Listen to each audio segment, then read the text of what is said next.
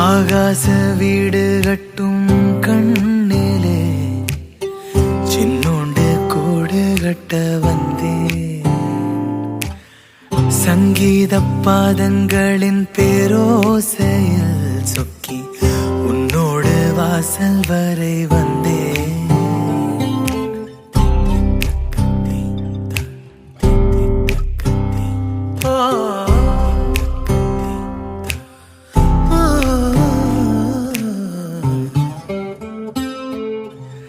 மின்னாம்பல் புன்னகையின் பேரன்பிலே